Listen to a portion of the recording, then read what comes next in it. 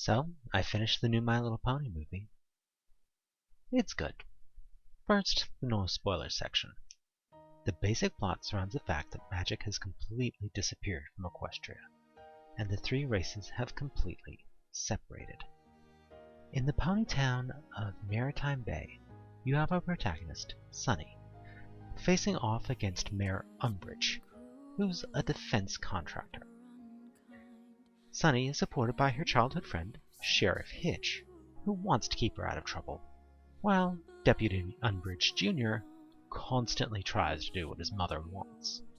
You learn that the Earth Ponies are scared to death of the other races, fearing Pegasi will snatch them from the sky or unicorns would blast them with magic.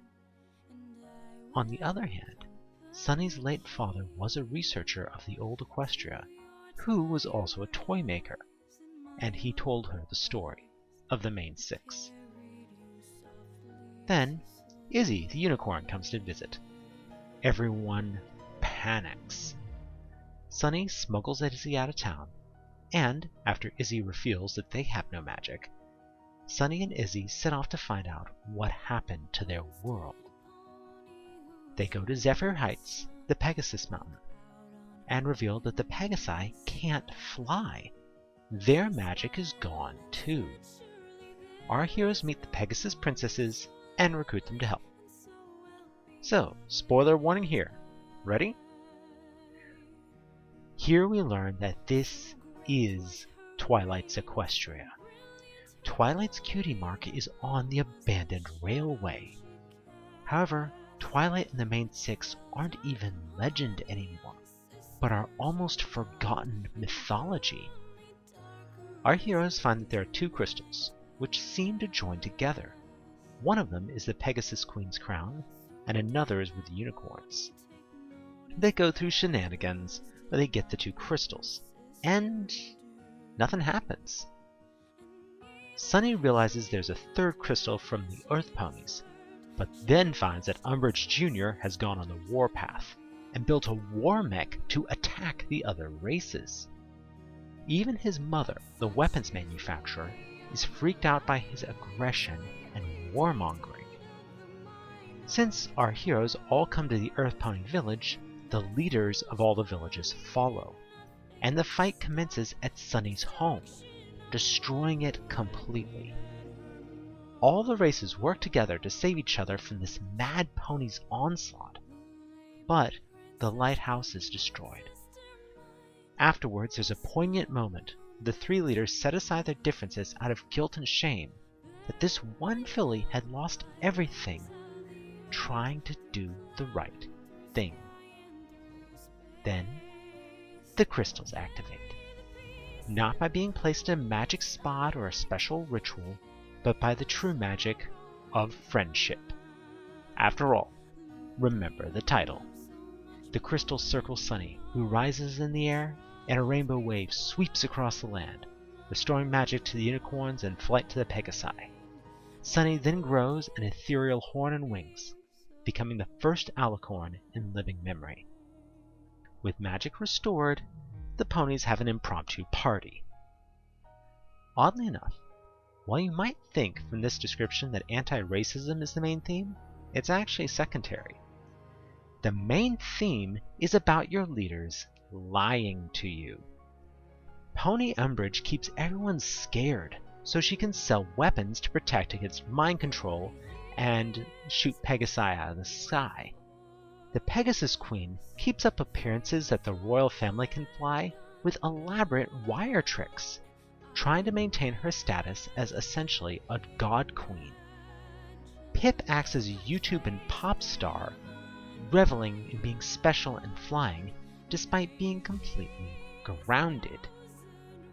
The unicorns don't have a major leader, with a tavern keeper fitting the bill, but they are crippled by superstition, to the point of letting their enemies escape so they could perform the dance to ward off a jinx. Still, when the races get together, the unicorns and Pegasi actively threaten each other with skills they know they don't have. Then, when Sunny reveals to everyone there's no magic from anyone, everyone backs down. Surprisingly, the only real threat are the Earth ponies, who have been developing weapons to counter the other races. However, these weapons are mostly useless, as they provide defense against aerial assault and mind control. Everyone was acting tough, thinking they were fighting major opponents, and they were all equally weak. I'm actually reminded of mutually assured destruction back in the Cold War. Everyone armed up, not because they wanted to kill the other side, but because they were convinced that the other side was going to kill them if they weren't strong enough. If you never thought that My Little Pony would be taking a jab at the military-industrial complex, well, that makes both of us. Of course, can you blame the ponies for being scared? We know what singular characters in this universe can do. Take Beginning of the End, where Sombra's mind control took out almost the entire kingdom off-screen without a struggle. What would happen if Midnight Sparkle came to town and decided to casually rip holes in the fabric of reality?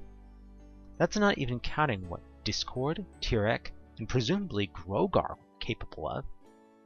There's a reason this universe has an entire category in the Crapsacran world trope.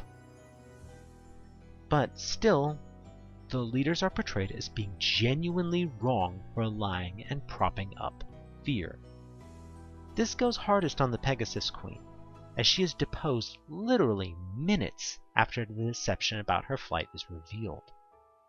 On the other hand, Umbridge Pony is pushed to the side by her son, who's doing everything possible to start a war, and in the end she genuinely regrets how her actions caused so much pain. The unicorns are shown crippled by their superstitions to the point of losing all motivation. It's a good message, actually. I'm glad that they took it this way, keeping fear and deception as the true villains of the story, rather than some external or supernatural threat.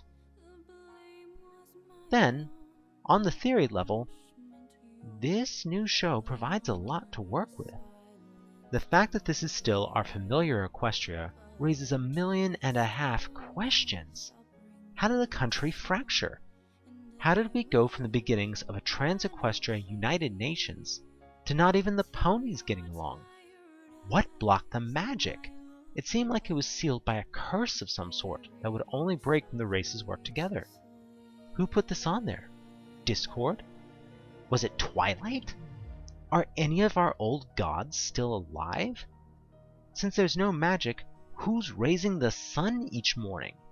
Where are the Yaks, the dragons, changelings, the Kirin? Since the races are fighting, where are the Windigos? Twilight and company were constantly fighting to keep Equestria from being overrun by the monsters surrounding them. Is this a Witcher scenario, where the monsters have been all but exterminated? Or is it like Attack on Titan, where our heroes are actually confined to a small, protected section of the world? On one hand, I'm really interested into how we got to this point. But on the other hand, I don't see how it can be done well. There's no way I can think of that wouldn't be either a slow and painful crawl, or creating hordes of hate-sink villains for a foregone conclusion. I'm actually reminded of the lost episode of Sesame Street that dealt with divorce. According to documentaries, they worked and reworked it for years, and it even got made, but was ultimately scrapped, unaired. They really didn't address divorce until Abby the Fairy came along, and that was only in the aftermath of divorced parents. There are just some things that are too painful, and no children's medium can adequately cover it in a limited time without oversimplifying it to the point of meaninglessness. So this is a good story, and I'm interested enough in what comes before and afterwards that it isn't a completely closed book. Coming to a review of the production, the animation is gorgeous. The ponies look almost exactly what you would expect a fully 3D, realistic Generation 4 to look like. The hair and fur is detailed and gorgeous. You just want to go up and brush their hair. The four-legged movement is wonderful. The wing emoting of the Pegasi, and even Sunny's skating in the introduction is wonderfully done. However, there is one thing that they sacrificed. The cutie marks. The fur breaks the lines of the marks, and so the most iconic part of pony design is actually obscured quite a bit. And the camera keeps focus on the expressive faces. I really couldn't describe the cutie marks of any of the characters after a single watch. Then, the writing is generally quite good. The story is believable, and the themes provide a good foundation for the rest of the story. The jokes never stop, and even the battle is never too dark.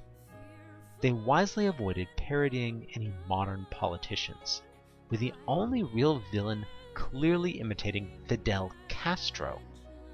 But any fear that he could evoke was being constantly undercut by him asking for his mommy's approval. However, I do worry that some parts aren't going to age very well. Most notably, the parts where Pip is a famous YouTuber might feel very dated in a few years. Now, the pop star parts might keep it fresh, as I'm certain pop star fame will be relatable years from now, just like we can understand Beatlemania.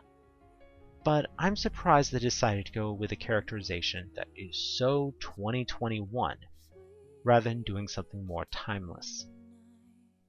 On an in-universe mythology part, I only have one relatively small critique. I really wish they had acknowledged the magic nature of the Earth ponies. While it's more subtle than the other two races, they are still intensely magical beings. And I would have appreciated if there was a brief bit in the finale where Hitch is shown being magically connected to land like never before. On the other hand, we officially have My Little Ponies playing with My Little Ponies, so almost anything else is forgivable. However, there's one part that was decidedly and unexpectedly subpar for the series. The music. The songs were pretty good, but pretty good isn't enough for MLP. As I write this, not 5 hours out, I genuinely can't hum any of them. The songs, by Hito Piera, were actually more reminiscent of the Trolls movies. They served their purposes, and weren't bad, but they definitely weren't memorable. To compare, Crew Dog Haunch Shoulder Hip. Okay, seriously, how many of you are humming right now? Even forgettable one-offs like Rainbow Road Trip gave us Living in Color. Daniel Ingram made Friendship is Magic what it was. Evocative songs like Midnight and Me or Luna's Future, or powerful villain songs like the This Day aria, were core to the story. Entire episodes were built around a single song, like Karen's Tale. This also formed the basis of countless fan works, many of which were based around the music, not just the story. To compare, This Is How a Unicorn Walks was a fun sequence, but just didn't match up to its predecessors. I don't foresee anyone creating Lullaby for a Princess off of this. In conclusion, it's not bad. Not bad at all. Even parts of the story that I really didn't want to happen, like Sunny's ascension and the Rainbow Wave, were well placed in the denouement. Things were magically fixed because our heroes had brought the species together. They didn't come together because of the magic, but the magic came because they had come together. It kept the theme that friendship is magic, without undercutting it by being friends to get magic. So overall, bravo to Netflix and the entire writing team. It's hard to follow up on a cultural icon like Generation 4, and overall they succeeded. All I have to say to the story is, Lule Sun Princess, you did good. Thanks for listening, y'all.